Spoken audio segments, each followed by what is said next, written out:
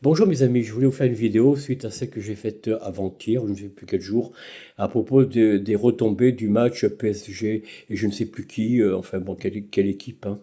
Le PSG, comme vous le savez, a gagné la Ligue, je ne sais pas quoi, hein, exactement, tellement je suis intéressé au foot, je ne sais même pas de quoi il s'agissait comme championnat, enfin peu importe. Eh bien, les retombées se sont pas fait attendre, hein, dans la ville a pris feu. Oui, oui, oui, oui, Paris a pris feu. Oh, pas tout Paris, non. Bien sûr, pas les quartiers, on va dire bobos, hein, évidemment. Mais enfin, de partout dans Paris, presque, hein, Barbès, enfin, dans les quartiers les plus insécurisés qu'il en soit. Parce que, au ministère, beaucoup font des mensonges. Ils veulent créer un camp, je ne sais plus dans quelle partie de l'Amérique du Sud, dans notre parti, ils veulent créer un super camp type Alcatraz. Mais le permis de conduire n'a même pas été encore, n'est même pas connu. Il n'y a même pas de permis de construire. Et puis que voulez-vous? Vous posez la question au ministère de l'Intérieur. Ils ont, alors, les policiers, les gendarmes, eux-mêmes, n'ont même pas les vrais chiffres.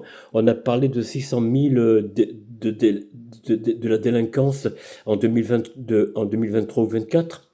En fait, il y en a eu plus de 1400 par jour, s'il vous plaît, par jour, d'actes comment dire, on va dire d'incivilité, allez, pour employer des mots un petit peu à la mode socialiste. Vous voyez?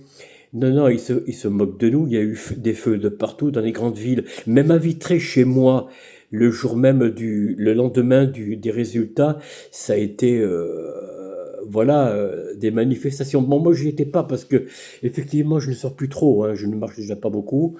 Je marche un peu, bon, tous les 2 jours, je fais quand même une sortie.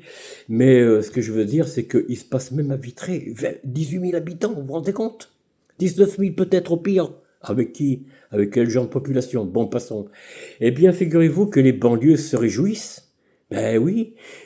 Vous savez, en France, on n'instruit pas les gens, on leur donne pas le moyen de réussir.